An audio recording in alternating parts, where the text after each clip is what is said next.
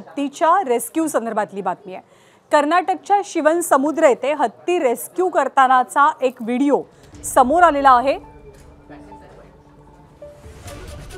शिवनसमुद्र इथल्या एका कॅनॉलमध्ये हा हत्ती अडकून पडलेला आणि त्याला कर्नाटकच्या वन खात्याने रेस्क्यू केलंय आणि पुन्हा एकदा या हत्तीला जंगलामध्ये सोडलं गेलं। पण या हत्तीच्या रेस्क्यू ऑपरेशनची जोरदार चर्चा रंगली आणि त्याचा व्हिडिओ सुद्धा व्हायरल झालाय।